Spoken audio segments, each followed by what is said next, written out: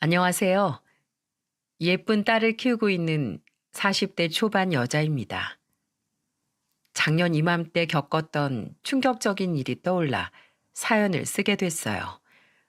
저한테는 세상에 그 무엇과도 바꿀 수 없는 소중한 여동생이 있답니다. 피는 물보다 진하다는 말도 있는데 형제 귀하지 않은 사람이 어디 있겠나 싶으시죠? 제가 이렇게 끔찍하게 생각하는 여동생은 조금 특별한 동생이거든요. 바로 제 아가씨랍니다. 결혼 후 가장 좋은 점을 꼽으라면 저는 단연코 친동생 같은 아가씨가 생겼다는 점이에요. 원래 저는 위로 오빠만 있고 집안에서는 막내였죠. 그래서 저는 늘 주변의 자매인 친구들을 부러워했습니다. 자매는 왠지 피를 나눈 평생의 단짝 같은 느낌이랄까요? 저와 아가씨가 이렇게 지내기까지 우여곡절이 참 많았어요. 그래서 저는 아픈 기억은 이제 가슴에 묻어두려고 사연을 쓰게 됐습니다.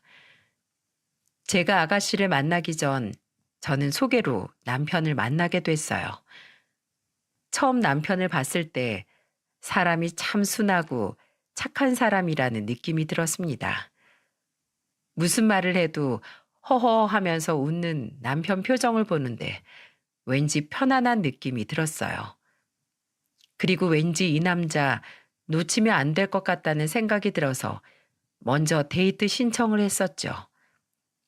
그러다가 밥정이 들었는지 연애를 하게 됐고 남편의 청혼으로 결혼을 준비하게 됐었답니다. 그런데 평범했던 저희 집안과 달리 남편한테는 가족에 대한 아픔이 있었어요. 남편은 7살 때 아버지를 먼저 떠나보내고 25살 때 사고로 어머니까지 보내야만 했던 겁니다. 더 슬펐던 건 남편과 7살 차이가 났던 아가씨는 아버지 품에 제대로 안겨보지도 못했다는 사실이었죠. 전해 들으면서도 참 많이 울었던 기억이 나네요.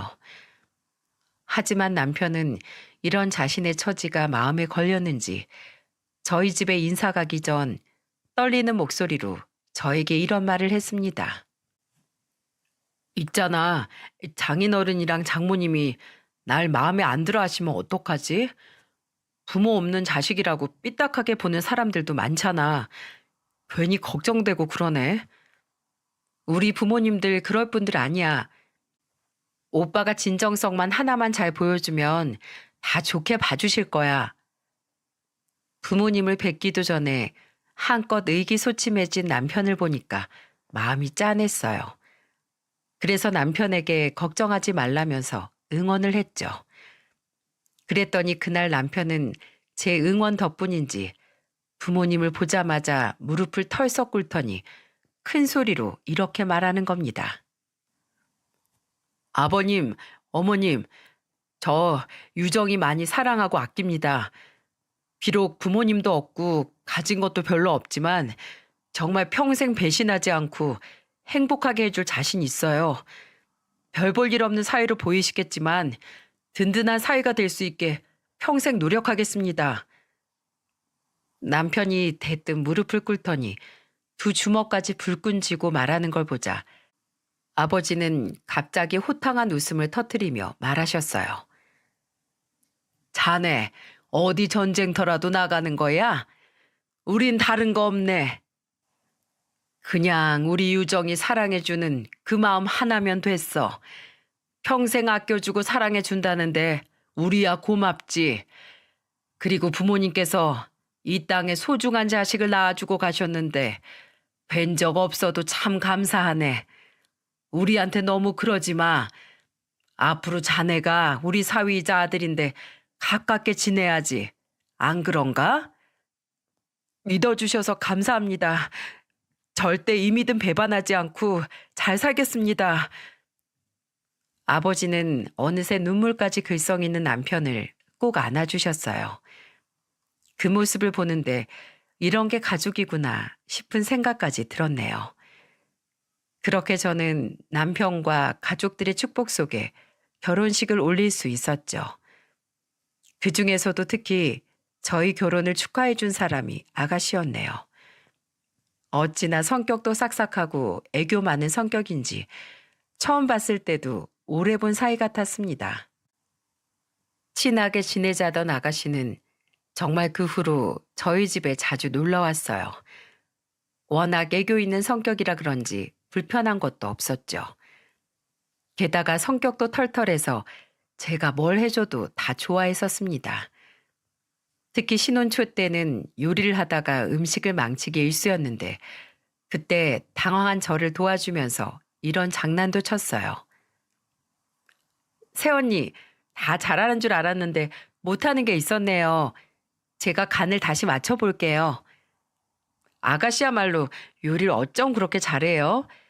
나보다 한참 어린데 요리만 보면 나보다 더 언니 같아요. 이 실력이 괜히 나오는 게 아니에요. 이게 다 자식들만 남겨두고 먼저 간 엄마 덕분에 생긴 능력이랄까요? 네? 아, 그런 뜻은 아니었는데 미안해요. 장난이에요, 장난. 하려고 하다 보면 다 늘어요. 너무 쉬워서 새언니도 금방 뚝딱뚝딱 하게 될 거예요. 아가씨는 능청스러운 장난도 잘 쳤는데 가끔 제가 당황스러울 정도였답니다. 홀몸일 때도 이렇게 친절한데 임신했을 때는 어땠는 줄 아시나요? 결혼하고 얼마 지나 임신했을 때는 아가씨가 저 몰래 남편이랑 파티까지 준비해 줬다니까요. 퇴근하고 와보니까 식탁에 케이크와 함께 아기 신발이 올려져 있는 게 보였죠. 놀라서 제가 물어보니까 아가씨는 별거 아니라는 듯 이렇게 말했습니다. 언니, 임신했다고 하길래 제가 오빠 꼬셔서 언니 몰래 파티하자고 했어요. 어때요? 마음에 들어요? 이런 거 정말 해보고 싶었어요. 좋고 말고요. 근데 아직 임신 초기인데 애기 신발에 베네 쪼그리까지 다 준비해 온 거예요? 아, 그게 임신 초기에 애기 신발이랑 베네 쪼그리 사두면 건강한 아이가 태어난대요. 그래서 우리 조카 건강하게 잘 태어나라고 사온 거예요. 잘 보이는 곳에 올려둬요. 아가씨, 진짜 고마워요. 나중에 아가씨 시집 가면 이거 다 기억했다가 나도 다 챙겨줄게요. 저는 아가씨의 마음이 참 고마웠어요. 사람이 생각은 쉬워도 실천하기까지는 참 어렵지 않습니까? 간호사로 일하느라 바쁘고 피곤할 텐데도 꼭 이렇게 챙겨주는 게 고마웠죠. 그런데 그때 아가씨가 제게 섭섭한 목소리로 이런 말을 했습니다. 근데 새언니는 언제까지 나한테 존댓말해요? 우리 이제 친해진 거 아니었어요? 계속 존댓말하니까 저한테 선 긋는 것 같아서 좀 서운해요. 제가 선을 그어요? 아니에요. 아직 말이 편하게 안 나와서 그래요. 지금도 존댓말 하잖아요. 계속 그러면 나 정말 서운할 것 같아요. 그래, 알겠어. 그럼 내가 말 편하게 할게. 오늘 정말 고마워. 말 편하게 하니까 진짜 우리 언니 같고 좋잖아요. 내심 제가 말을 안 놓는 게 서운했는지 뾰로통한 얼굴로 언제 말 놓냐면서 묻는 거예요. 이게 사람이 좋으니까 그 모습마저도 너무 귀여워 보이는 거 있죠? 그래서 제 임신 축하 파티를 하던 날 저는 아가씨와 좀 더 가까워졌습니다. 확실히 말을 편하게 하니까 정말 자매 같다는 느낌이 들었어요. 그러다 점점 제 배가 불러와서 인부복을 사려고 둘이 같이 나갔던 적이 있었습니다. 아가씨는 인부복을 이것저것 보다 고민하더니 3벌 정도를 전부 사려고 하는 거예요. 그래서 제가 이렇게 많이 필요 없다면서 뜯어 말렸죠. 기왕 나온 김에 사야 한다면서 결국 그걸 다 들고 계산대로 갔습니다. 근데 그때 옷가게 여자 사장님이 저희 둘을 보면서 이런 말을 했습니다. 아유, 자매가 아주 보기 좋네. 어쩜 그렇게 우애가 좋아. 부모님이 좋아하시겠어. 멀리서 저희를 지켜보시고는 사이좋은 자매로 보신 거예요. 그런데 그 말을 들은 아가씨가 제 팔짱을 끼더니 사장님을 보며 신이 난 얼굴로 말했습니다. 그렇죠? 그래도 옷 보는 안목은 제가 언니보다 한 수 위에요. 기분이다. 자매가 너무 보기 좋아서 내가 좀 깎아줄게. 나 원래 계산 정확한 사람인데 오늘은 내가 할인해줘야 마음이 좋을 것 같아. 그때 사장님이 할인해 주신다는 말에 아가씨는 뛸 듯이 기뻐했어요. 그 이후 둘이서 기분 좋게 할인받고 나와 맛있는 것도 먹고 참 행복한 시간을 보냈습니다. 저녁 시간이 훌쩍 지난 줄도 모르고 놀다가 허겁지겁 집에 갔더니 남편이 퇴근하고 와 있는 거예요. 그러더니 저를 보면서 서운한 얼굴로 이렇게 말했습니다. 누가 보면 내 동생 정미가 당신 친동생인 줄 알겠어. 정미한테 새언니 생긴 게 아니라 형부 생긴 거 아니야?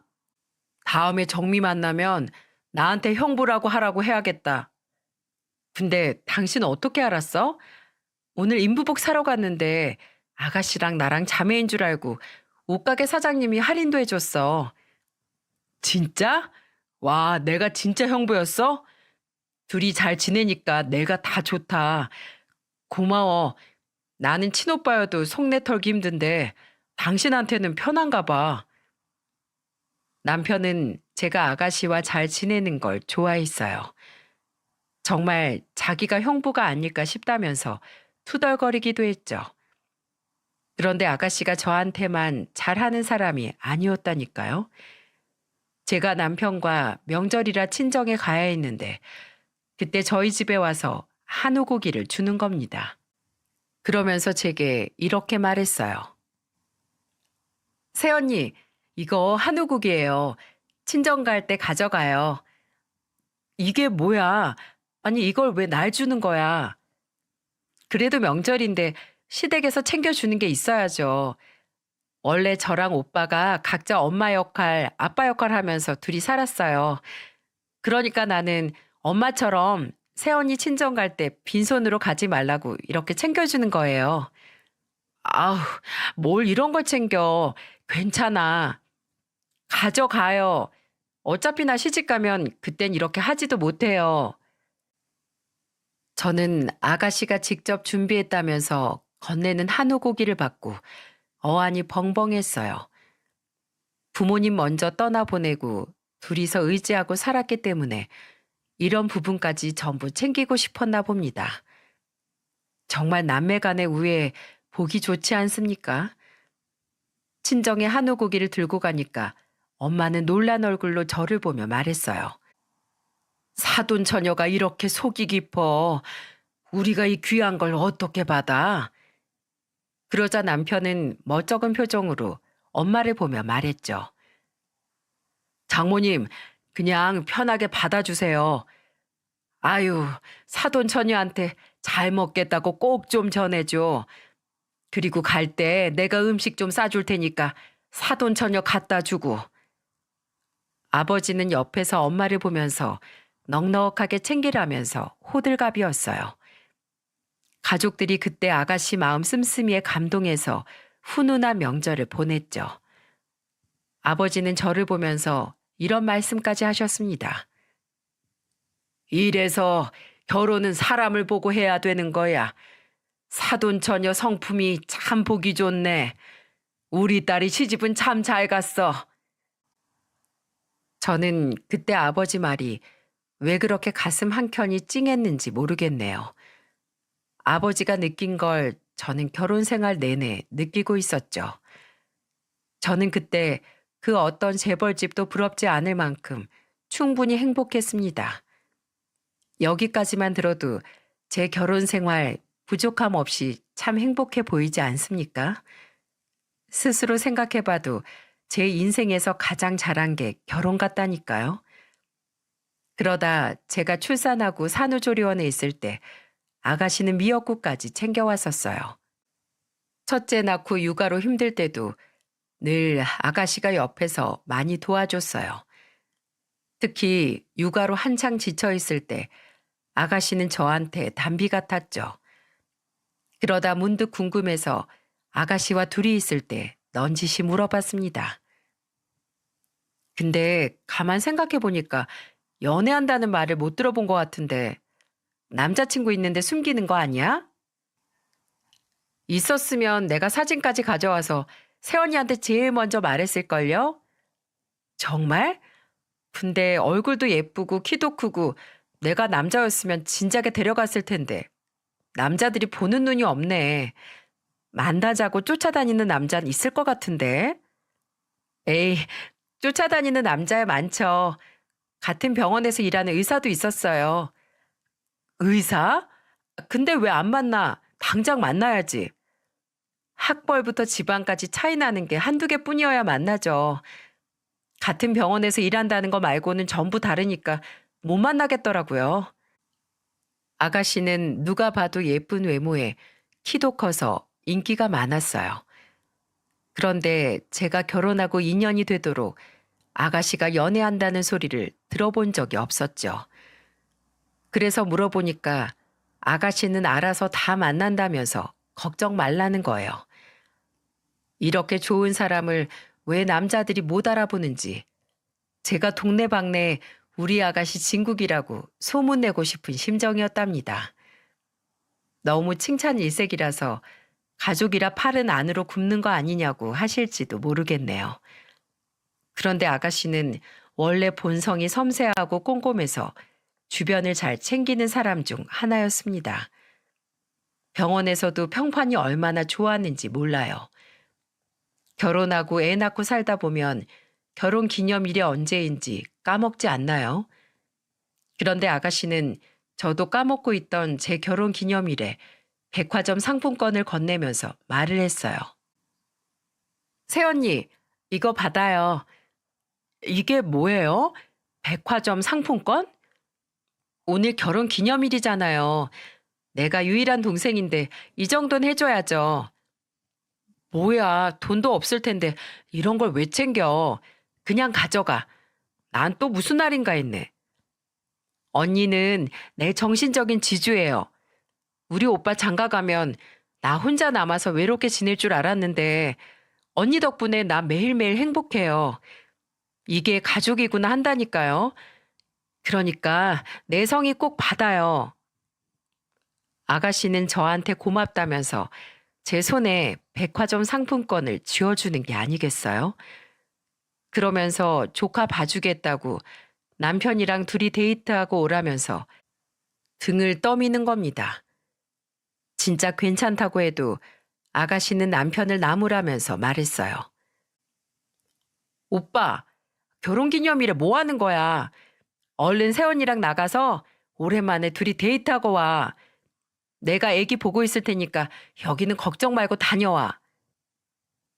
그때 아가씨 덕분에 남편과 둘이 오랜만에 결혼 기념일을 핑계로 즐거운 데이트도 할 수 있었네요. 제가 봐도 빠질 거 없는 아가씨였는데 30이 넘을 때까지도 결혼을 안 하고 있었습니다.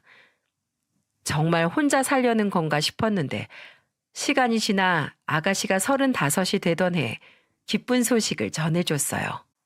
그동안 결혼을 전제로 진지하게 만나던 사람이 있었다고 인사를 온다는 소식이었죠. 드디어 때가 됐구나 싶어서 저는 언제든 환영이라고 아가씨한테 말했어요. 대체 아가씨는 어떤 남자와 결혼하게 될까 궁금했는데 드디어 본다는 생각에 설레기까지 했습니다. 들어보니까 아가씨 말로는 프랜차이즈 사업을 하는 집안 아들이었어요. 그중에서도 프랜차이즈 매장 관리나 본사 계약 담당 업무를 하고 있다고 했죠. 그렇게 처음 인사를 오던 날, 첫인상은 참 단정한 게 꼭 모범생 같은 느낌이었습니다. 어색한 인사를 나누고 대화를 하는데 순간 이 사람 뭐지? 싶은 생각이 들었어요. 태어나서 말을 그렇게 많이 하는 사람도 처음 봤지만 처음부터 끝까지 이상한 말을 하는 거 있죠? 분명 본인 이름을 말할 때까지만 해도 사람이 참 괜찮아 보였습니다. 안녕하세요. 정미 예비 남편 될 김준우라고 합니다. 이렇게 인사드리게 돼서 영광입니다. 딱 여기까지는 씩씩하고 좋았어요. 그런데 말을 하면 할수록 좀 이상하다 싶은 겁니다. 통성명을 하고 밥 먹으려고 앉았는데 갑자기 제 남편을 보면서 이런 말을 하는 거예요. 우와, 형님, 키가 몇이에요? 방금 같이 서 있을 때 엄청 클 것 같던데요. 키가 어떻게 되세요? 난 키가 182cm 정도 될걸요? 와, 역시 제가 178cm거든요. 딱 봐도 형님이 훨씬 커 보였어요. 모델 하셔야 되는 거 아니에요? 비율이 너무 좋아요. 그때 저는 심애부 하는 말에 웃음이 터질 뻔했습니다. 솔직히 4cm 차이가 감탄할 만큼 큰 차이도 아니지 않습니까? 이게 무슨 엉뚱한 소리인가 했어요. 그래도 초반이니까 분위기 풀려고 저러나 보다 했죠. 그런데 어딘가 이상한 거예요. 근데 이걸 남편도 어느 정도 느꼈는지 표정이 이상했습니다. 문제는 이게 끝이 아니라 시작에 불과했다는 거예요. 한창 밥을 먹으면서 몇 살이냐고 물었는데 갑자기 저를 보면서 박수까지 치더니 이렇게 말하더군요. 우와, 저 지금 인형이 말하는 줄 알았어요. 질문이 뭐였어요? 너무 아름다우셔서 까먹었어요. 정미한테 말씀 많이 들었는데 실물이 훨씬 아름다우시네요. 머리털 나고 처음 들어보는데 원래 그렇게 칭찬을 잘하시나 봐요. 아니에요. 저 진짜 빈말 못하는 성격인데 진짜 너무 아름다우셔서 하는 말이에요. 객관적으로 제가 생각해도 저는 그렇게 감탄할 정도로 예쁜 얼굴이 아니에요. 그 정도로 예뻤으면 연예인 했지 중소기업 격리로 일하겠습니까? 그래도 이빨린 말이라도 누가 저렇게까지 칭찬해 주니까 민망하면서도 내심 좋았어요. 그래서 아가씨도 이런 거에 넘어갔나 싶었습니다. 그런데 꼭 저렇게 방정맞은 사람들이 말로 사고를 치지 않습니까? 그때 심애부가 한창 입에 발린 소리를 하면서 분위기를 띄우는데 갑자기 어린 딸이 소리를 듣고 깼는지 울기 시작했어요. 애기 울음소리가 들리자 심애부가 뭐라고 했는 줄 아십니까? 또 막 호들갑을 떨면서 이렇게 말했어요. 울음소리가 우렁찬 게 이렇게 듣기만 해도 장군감이네요. 역시 떡잎만 봐도 안다는 말이 이럴 때 쓰는 말이에요. 아가씨 조카가 딸이라는 말을 못 들었는지 대뜸 장군감이라는 겁니다. 그때 남편은 장군감이라는 말을 듣고 어이가 없었는지 웃고 있는 거예요. 저는 우는 딸을 안고 달래면서 주방으로 갔습니다. 그리고 시매부한테 딸을 보여주면서 이렇게 말했어요. 장군 아니고 예쁜 공주님이에요. 아, 맞다. 제가 헷갈렸나 봐요. 아기가 아주 건강하게 우네요. 아마 또래 중에 제일 건강할 것 같아요.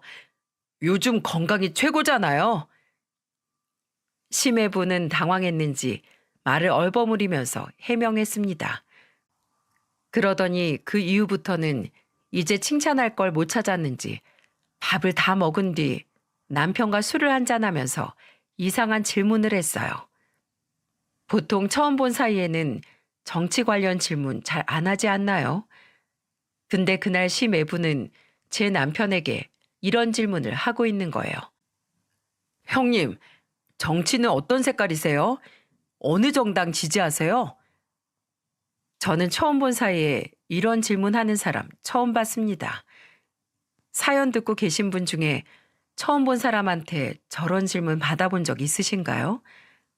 나름대로 사회생활 해봤다고 생각했는데 저는 저런 사람 처음 봤어요.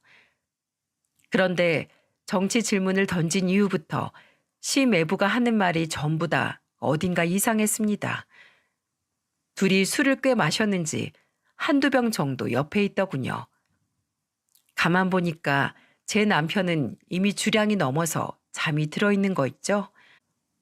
혼자서 앞에 있는 사람이 잠든 줄도 모르고 시매부 혼자 떠들고 있는 겁니다. 그러더니 갑자기 술에 취해 잠든 남편 손을 잡고 이런 말을 했어요. 형님, 가장의 무게가 무겁죠? 어깨도 처지고 고개도 많이 숙여졌네요. 근데 재산은 많이 모으셨어요? 요즘 시대에 현금이 제일 중요한데 얼마나 모으셨어요? 갑자기 무례한 질문을 하길래 저는 얼른 가서 취해서 잠든 남편을 깨워 방으로 데려갔습니다. 가만 보니까 심애부는 술을 마실수록 말이 많아졌고 술주정이 했던 말 또 하거나 아무 말이나 막 뱉어내는 타입이었어요.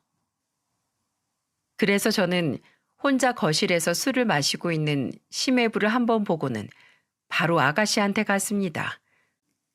그리고는 작은 목소리로 이렇게 속삭였어요.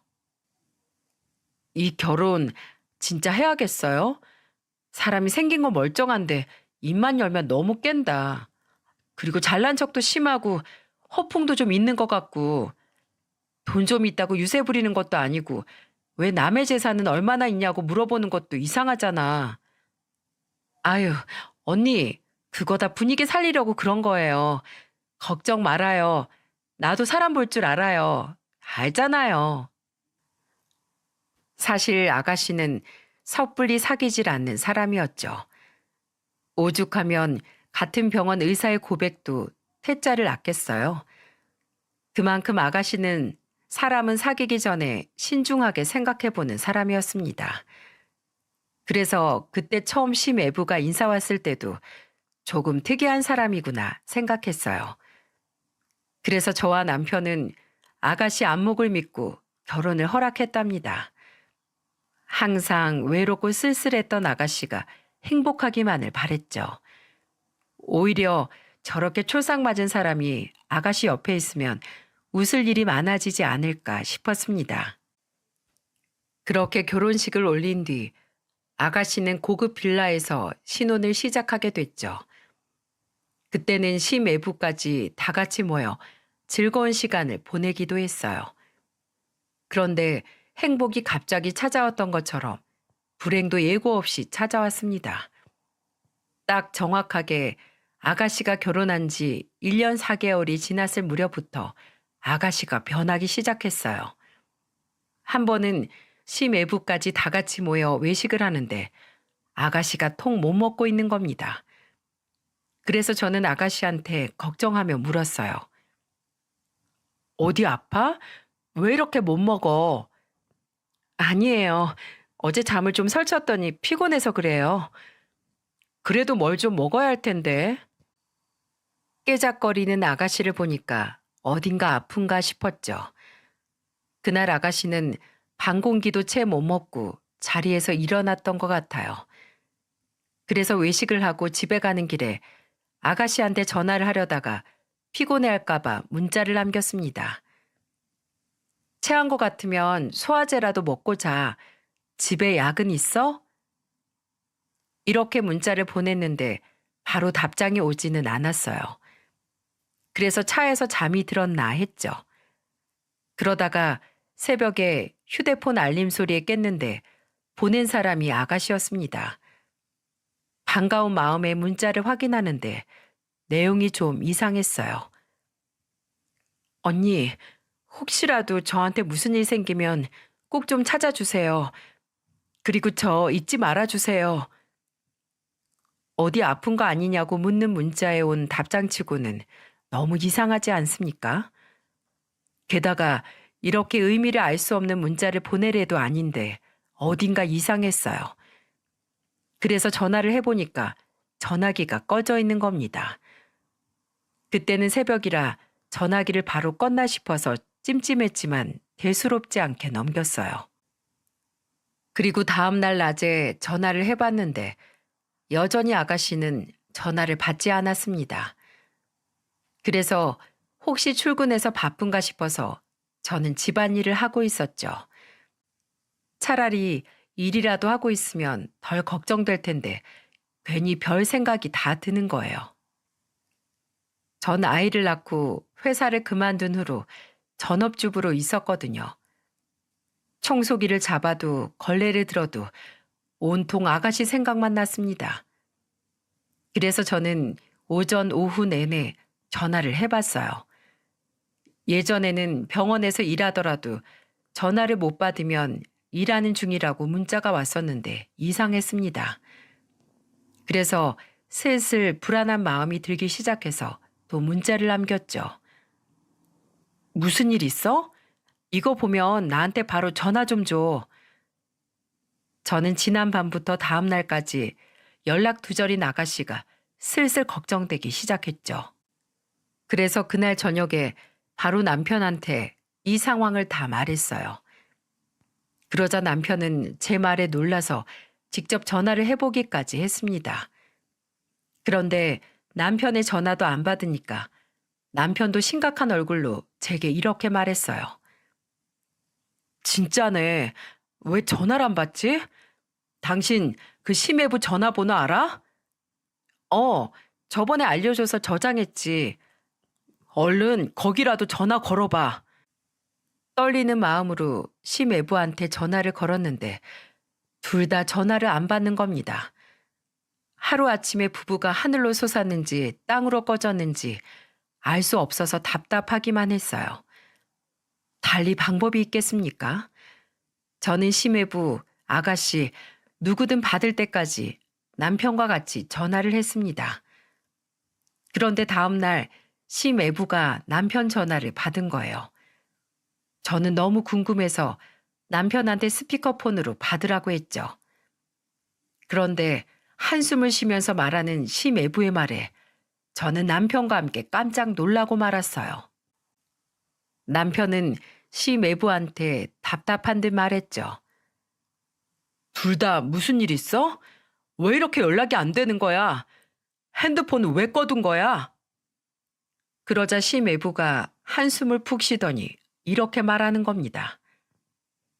형님, 저 진짜 정미가 그런 여자인 줄 몰랐어요. 뜬금없이 그게 무슨 말이야? 우리 정미가 왜? 정미가요. 글쎄 바람을 피고 있었어요. 뭐? 정미가? 걔가 그럴 애가 아닌데? 정확히 알아본 거야? 내가 장담하는데 걔는 절대 그럴 애가 아니야. 무슨 오해가 있었던 거 아니고? 저 증거도 다 확보했어요. 증거 들고 와서 뭐라고 하니까 집을 나가버렸다고요. 그래서 이걸 어떻게 해야 될지 모르겠네요. 부부싸움이 했다고 집을 나간다는 게 말이 됩니까? 저 어제 하루 종일 정미 찾아다니느라 한숨도 못 잤어요. 일단 갈 만한 곳은 다 찾아봤으니까 집에서 기다려 보려고요. 그럼 우리 정미 병원은 어쩌고? 그냥 계속 결근하는 건가? 아니요. 휴직계 처리했다던데요. 아주 작정을 하고 나간 것 같기도 하고 저도 이젠 모르겠네요. 남편은 충격을 받고 어안이 벙벙한 채 전화를 끊었습니다. 저는 전화를 끊고도 남편과 잠시 멍한 채 있었어요. 아무리 생각해도 아가씨는 그럴 사람이 아니었죠. 그래도 우선 저희가 아는 건 심외부가 말해준 게 전부이니까 기다려 보기로 했어요. 우선 아가씨를 기다렸다가 나타나면 자초지종을 물어보려고 했죠. 그런데 시간은 흐르고 아가씨는 감감무소식이라 남편과 저는 속이 타들어가는 것 같았어요. 그래서 결국 저는 남편이랑 같이 경찰서로 가서 실종 신고를 했습니다. 그런데 마지막 희망이라고 생각하고 간 경찰서에서 황당한 말을 듣게 됐어요. 아직 연락 안 된 지 2주밖에 안 됐고 지금 남편분하고 통화해보니까 홧김에 가출하신 것 같습니다. 사정 들어보니까 이혼 문제로 괴로워해서 전화도 일부러 피하시는 것 같고요. 우선 조금만 더 기다려보시죠. 저는 경찰의 말에 너무 황당했습니다. 연락 두절된 지 2주면 엄청 긴 시간 아닌가요? 아직 2주밖에 안 됐으니까 기다려보자니 정말 화가 났어요. 지금 경찰이 남의 집 일이라고 강 건너 불구경하는 것도 아니고 뭐 하는 거냐고 따지고 싶었죠. 그때 남편이 저를 말리면서 시매부와 있던 자세한 내막을 모르니 우리는 지금 할 수 있는 게 없다는 거였어요. 아무것도 할 수 없다는 말에 저는 답답해서 눈물을 쏟았습니다. 그렇게 저는 그날 답답한 마음에 눈물만 흘리다 잠에 들었어요. 그런데 평소 꿈을 잘 꾸지 않던 제가 이상한 꿈을 하나 꿨는데 뜬금없이 아가씨가 나오는 꿈이었죠. 누군가 얼굴을 감싸고 서럽게 울고 있길래 다가갔는데 아가씨였어요. 저는 너무 놀라서 우는 아가씨를 보며 무슨 일이냐고 물었습니다. 그러자 아가씨는 저를 보고 울먹이면서 말했어요. 언니, 저 좀 구해주세요. 지옥 같은 곳에서 벗어나고 싶어요. 저 너무 힘들어요. 저 버리지 말고 제발 저 좀 꺼내주세요. 정말 지옥 같아요. 그때 저는 아가씨 이름을 부르면서 꿈에서 깼습니다. 그런데 정말 이상한 꿈이었어요. 게다가 너무 생생해서 금방이라도 옆에서 아가씨가 울다 간 것 같았죠. 그 순간 저는 더 이상 시 매부 말만 듣고 가만히 있으면 안 되겠다고 생각했습니다. 그래서 자고 있던 남편을 깨워서 다급하게 말했어요. 여보, 아가씨 내가 찾아봐야겠어. 우리 이렇게 기다리지 말고 직접 찾자. 분명 뭔가 있어. 100번을 생각해봐도 아가씨는 바람필 사람이 아니잖아. 시매부라도 감시하자. 저는 남편한테 아무리 생각해도 이상하다고 직접 찾자고 제안했습니다. 그러자 남편도 제 말에 동의하고 같이 찾아보기로 했어요. 그래서 제가 생각해낸 방법은 딸이 어린이집에 가는 시간에 아가씨가 살던 고급 빌라 앞에서 잠복하는 일이었어요. 어설퍼도 치밀하게 준비했어요. 남편 친구 경찰을 빌려서 근처에 세워두고 그곳에서 먹고 자고 했죠. 처음에는 제가 회사를 안 다니니까 혼자서 잠복을 하고 있었어요. 그러다 힘들어서 퇴근하는 남편과 교대로 잠복을 했습니다. 들으시는 분들은 무식하다 하시겠지만 어쩔 수가 없었어요. 경찰도 기다려보라는 말만 하고 있고 시매부의 말은 더 이상 신뢰할 수가 없었으니까요. 여러분들이 이런 상황이라면 어떻게 하셨을 것 같으신가요? 그렇게 잠복 5일째 드디어 아가씨가 지내던 고급 빌라 앞에서 움직임이 포착되기 시작했어요. 그런데 정말 뜬금없이 고급 빌라 앞에 구급차가 멈춰서는 게 아니겠어요? 그런데 구급차에서 내린 남자들이 빌라로 급히 뛰어들어가더니 끌고 내려온 사람은 바로 아가씨였습니다. 모자에 선글라스까지 썼지만 키로 보나 긴 머리로 보나 영락없는 아가씨였죠. 그리고 꽤 긴 시간 같이 지냈는데 제가 아가씨를 몰라보겠습니까? 하필 남편도 없을 때 벌어진 일이라 저는 구급차에 강제로 태워지는 아가씨를 보자마자 경찰서에 바로 신고했습니다. 누가 봐도 멀쩡한 사람을 강제로 구급차에 태우는 모습이었죠. 저는 그때 신고를 하고 경찰과 통화를 하면서 구급차를 따라가기 시작했어요. 지금 땡땡 빌라에서 어떤 남자들이 여자를 납치했어요. 제가 지금 구급차를 따라가고 있거든요. 수상한 남자들이 구급차에 여자를 납치했나요? 네, 맞아요. 제가 지금 쫓아가고 있는데 빨리 이쪽으로 오세요. 지금 고속도로 탔고요. 차 번호판도 불러드릴게요. 저는 놀란 가슴 진정하며 차 번호를 경찰에 알렸습니다. 그리고 어디로 가고 있는지 실시간으로 말했죠.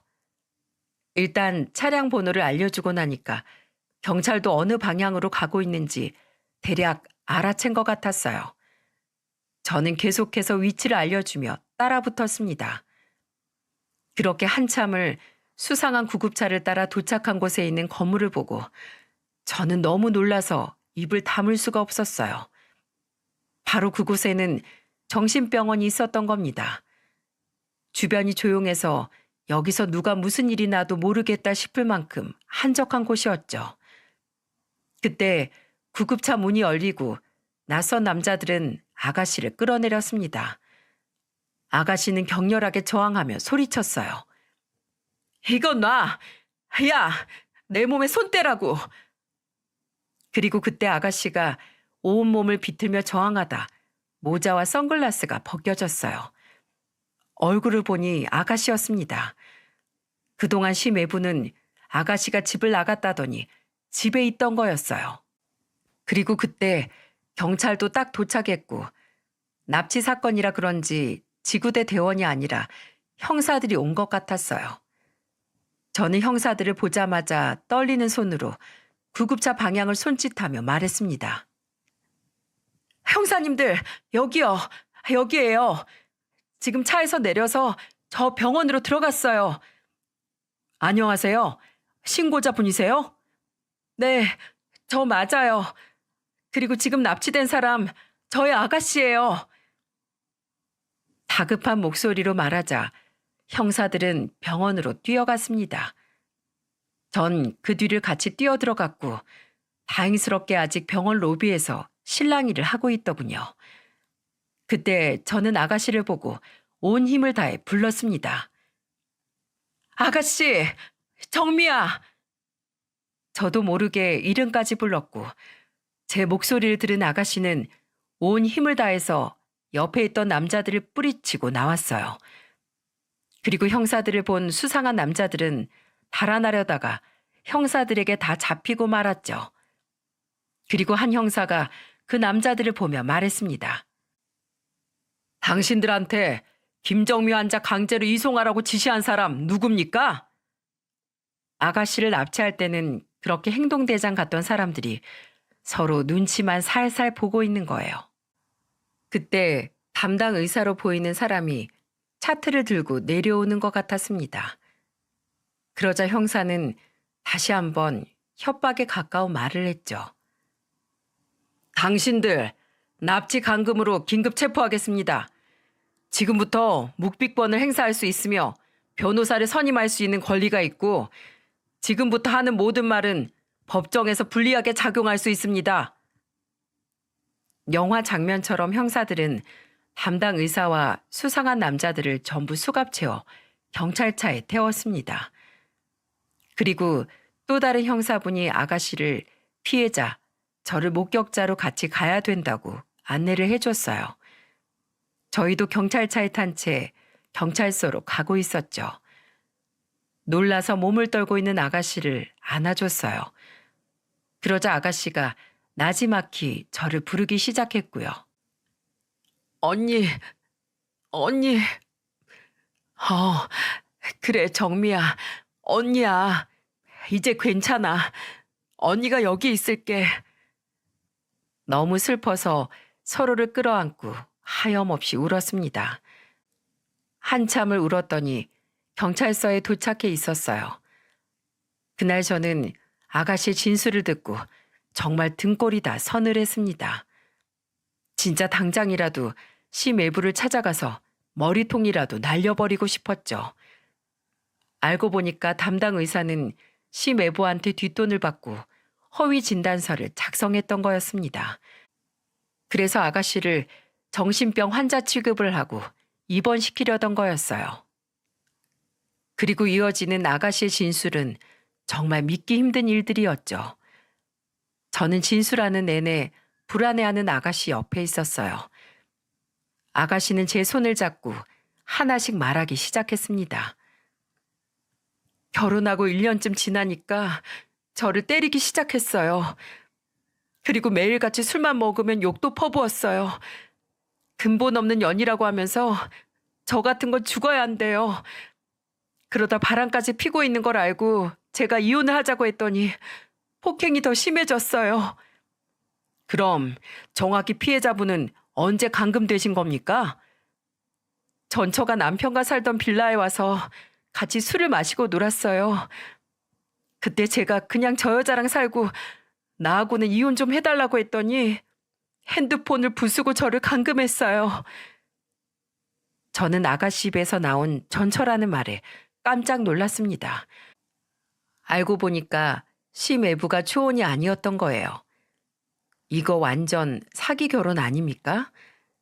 사기 결혼도 모자라서 외도에 폭행까지 그야말로 쓰레기 종합 세트였던 거예요.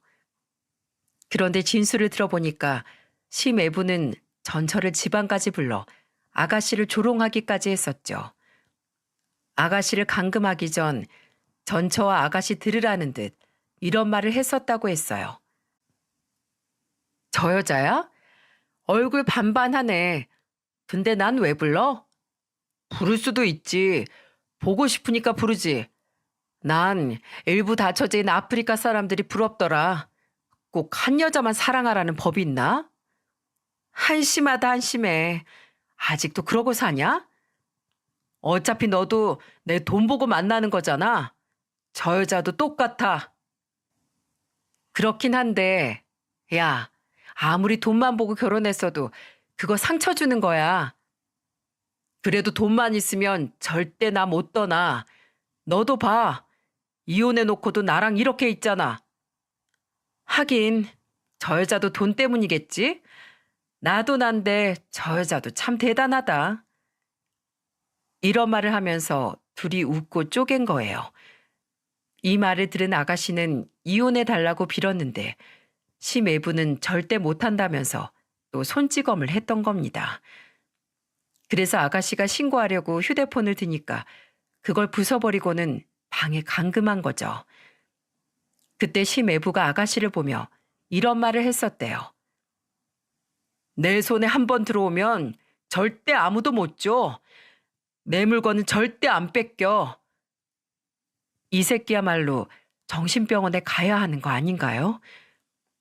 결국 아가씨 진술에 심애부도 긴급 체포됐습니다. 그리고 조사를 할수록 사건이 너무 심각해서 구속까지 됐습니다. 저는 조사를 마치고 나온 아가씨를 데리고 경찰서를 나왔어요. 그때 남편이 저희를 데리러 와서 남편 차를 타고 갈 수 있었죠. 남편은 집에 오자마자 아가씨를 꼭 안아주며 말했습니다. 오빠가 미안해. 정말 미안하다. 그런데 다음 날 아가씨 시댁에서 온 거예요. 그런데 왜 왔는 줄 아십니까? 사과하러 왔다 해도 용서할까 말까 고민할 판에 저희한테 다짜고짜 합의를 해달라네요. 글쎄 엄마라는 인간이 아들 잘못 키웠으면 사과부터 해야지. 저를 붙들고 이런 말을 하더군요. 자식 키운다면서요. 같은 엄마로서 자식이 교도소 갈 위기라고 생각해 봐요. 제 자식이 왜 교도소에 갈 생각을 해요? 내 딸은 그런 미친 또라이로 안 키울 거예요. 아줌마도 가요. 절대 합의 없으니까 가시라고요. 문전박대하면서 쫓아내니까 다음 날 시부까지 와서는 빌더라고요. 저는 마침 걸레를 빨고 있어서 걸레 빨던 물을 시부라는 사람 얼굴에 확 부어버렸습니다. 그리고는 다신 오지 말라고 소리쳤어요. 아가씨도 끝까지 처벌을 원했고 심애부는 법의 심판을 받고 지금도 교도소에 수감된 상태랍니다. 정신없이 법적 다툼을 하는 동안 인터넷에는 아가씨 전 시댁이 하던 프랜차이즈에 대한 글이 올라오기 시작했죠. 이제 막 자리 잡기 시작했던 사업이었는데 아들 때문에 망하게 생긴 거예요. 그때 심애부가 아가씨한테 했던 만행이 밝혀지면서 불매운동이 불기 시작했거든요. 진짜 우리나라 입소문이 빨라서 망하는 것도 한순간이더군요. 아들은 교도소에 있고 사업은 망하고 참 그 집 부모들도 나락으로 떨어지니까 그제서야 아들 잘못 키웠구나 실감할 것 같았죠. 비록 아가씨의 결혼 생활은 지옥 같았지만 마지막에 들려온 전 시댁 소식에 아가씨는 잠시나마 옅은 미소를 보여줬어요. 저는 남편과 아가씨를 데리고 같이 살고 있습니다. 혹시나 찾아올까봐 이사까지 갔고요. 그리고 아가씨는 트라우마로 후유증이 심각해 정신과 상담을 받고 있습니다. 처음에는 병원 근처만 가도 힘들어했는데 이제는 제 손을 잡고 같이 잘 들어가요. 정말 드라마보다 더 말도 안 되는 일이 벌어져서 꿈이 아닐까 싶은 생각도 듭니다. 얼마 전에는 안방에서 자고 있는데 베개를 들고 와서 아가씨가 제 옆에 눕더니 이렇게 말하더군요. 언니, 저 버리지 않을 거죠? 악몽 꿨어? 걱정 마. 이 언니가 불구덩이라도 같이 가줄게. 내가 옆에 있을 거니까 아무 걱정하지 마. 영원히 우리 정미랑 같이 살아야지. 내가 가긴 어딜 가. 그날 하루 종일 아가씨를 안아주며 달래줬습니다. 가끔 악몽을 꾸면 유치원생 딸보다도 더 어린애 같아져요. 그래서 제가 등을 몇 시간씩 토닥여주고 아무데도 안 간다는 말을 수천 번도 더 해줘야 진정하고 잠이 듭니다. 착한 사람이 왜 이런 일을 겪어야 하나 너무 슬퍼서 울었어요. 피는 물보다 진하다고 하는데 저는 이제 아가씨와 혈연 이상의 관계가 된 것 같습니다. 이제는 서로에게 의지하면서 남은 생을 살게 되지 않을까요? 이제 겨우 가족의 품에서 안정을 찾게 된 아가씨 곁에서 저는 평생 있을 겁니다. 문득 이맘때가 떠올라 사연을 쓰게 됐는데 쓰다 보니 길어졌네요. 상처 많은 우리 아가씨 행복하도록 다들 응원 부탁드립니다. 피해자가 무슨 잘못이 있겠나요? 그저 힘들었겠다며 위로 부탁드립니다. 함께 해주셔서 감사합니다.